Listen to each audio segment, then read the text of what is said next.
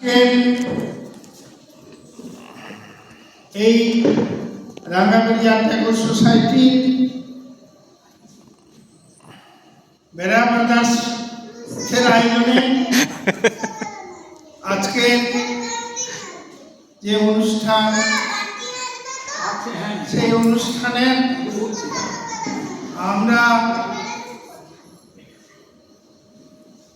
আমার স্বামী স্ত্রী অত্যন্ত গর্বিত এবং এমন একটা পূর্ণ স্থানে এই অনুষ্ঠানটা হলো,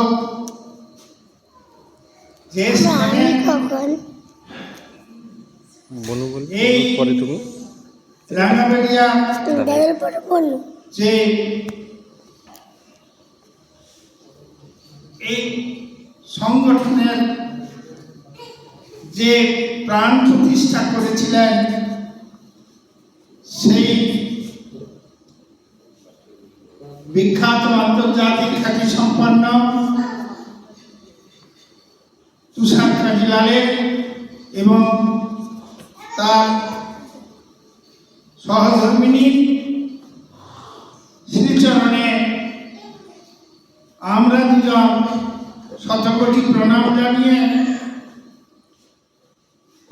তার কাছ থেকে আশীর্বাদ চেয়ে নিচ্ছি। এরপরে ওকে দিও।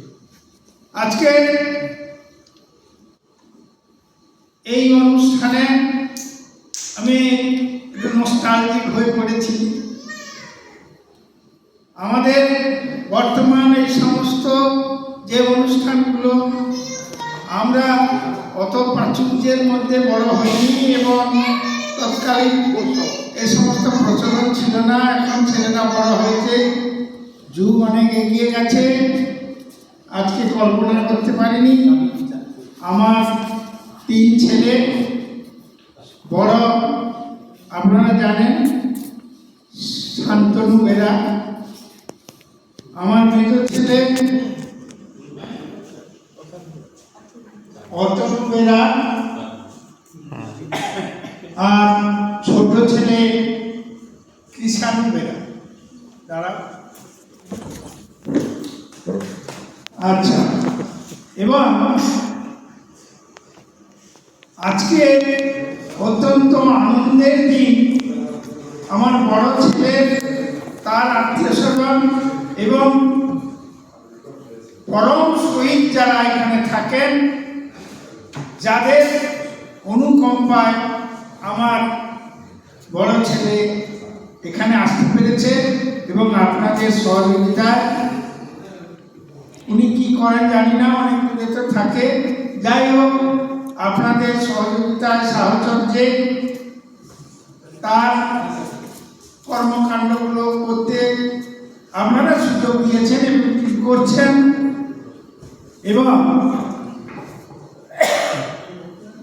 আমার 3 ছেলে যে পরম আত্মীয়গণ, তারা কিন্তু এখানে উপস্থিত আছে। তাদের উপস্থিতিতে আমাদের 50 বছরের আগে যে অনুষ্ঠানটা মধ্য দিয়ে আমাদের হিন্দুতা শুরু হয়েছিল, তারই ফসল আমার এই 3 ছেলে এবং আমরা তাদের